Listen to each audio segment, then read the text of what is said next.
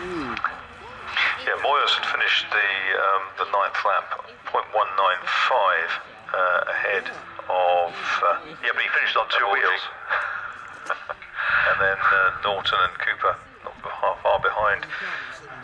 Yeah, well back a lap if they declare it, won't it? But Creeping going on, but they've stopped again, so the lights go out.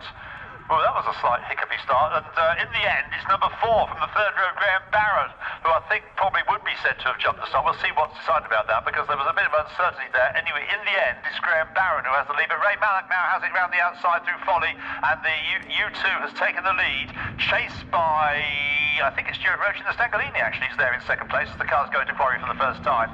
yeah, looking down to my right, I can see them on the right. It is the Stangalini that's appeared first, and Roach has got that place back. But on the inside, the acceleration of Mallock is sufficient to get him through back into the lead. It's Mallock from Roach, from Andrew Tart in third place. Graham Barron is fourth. Mike Walker, the ex-Formula 5000 driver, is in fifth place. In the second of the Bonds, Crispian Besley's in behind him. Papa Roach is next up. That's Keith Roach in the Condor, the Ted White. Fourth, Crispian Besley is fifth. Sixth is Keith Roach. And then after that flying start, number 4, Graham Barron is in seventh place. And the leaders are already turning through and then emerging from the three of them together. Quarry. They're coming back towards us, and at the end of that first lap is Ford-powered Mallock, Fiat-powered Stangalini, and BMC-powered Bond in that order, and it remains that way with Ray Mallock just beginning to stretch away now from Stuart Roach, and the slightly different lines employed by the front-wheel drive car in third place, the monocoque chassis Bond of Andrew Tart. Its sister car is next up, that's Mike Walker.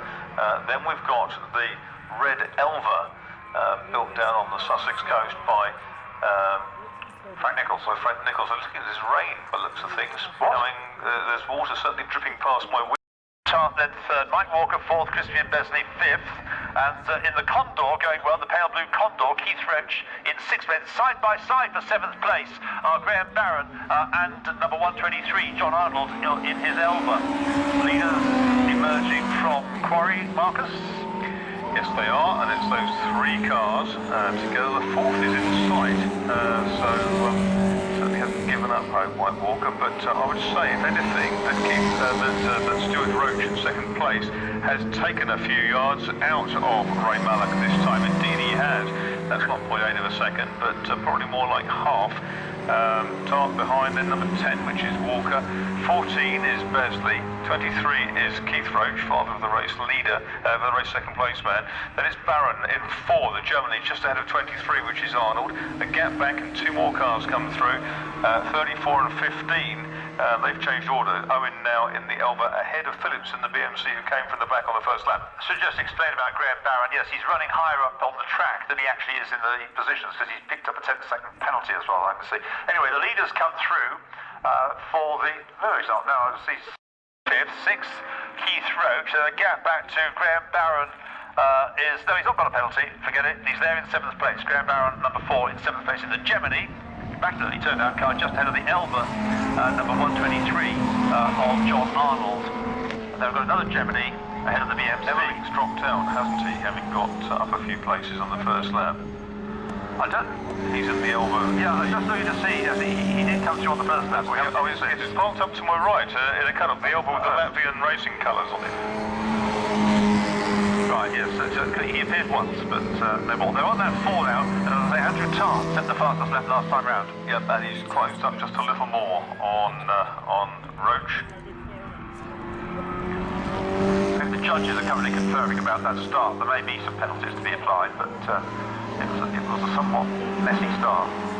But it hasn't really affected Ray Mallock and to be fair to the pole position driver, Stuart Roach. We've got a Neil Fowler passport walk past down the back of the circuit. It was a well-executed manoeuvre by Andrew Tart. He's now second and off after Ray Mallock. So Mallock leads in the U2 from Andrew Tart now, and Stuart Roach is down to third in the Stangalini. Yeah, Andrew Tart placed a sprite initially before he got into all this. Very, very capable motor engineer from up Kidderminster Way.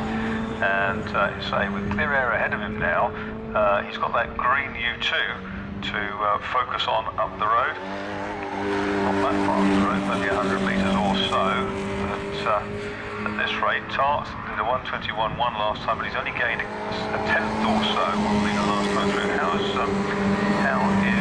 Mike Walker doing in fourth place? He's doing his personal best laps, 22.3 for him. He's about a second point two, something like that, slower than Andrew Tart at the moment. If the Stangolini is going to wilt a little, then Mike could catch Stuart Roach before the end, couldn't he? Possibly. Because there's still quite a long time to go. We're back on 20-minute time races, and there's 13 and a quarter of those minutes remaining as the leader has lapped one of the tail enders. In fact, it's the number 66 car, which has been lapped, Tony Pearson's Bandini.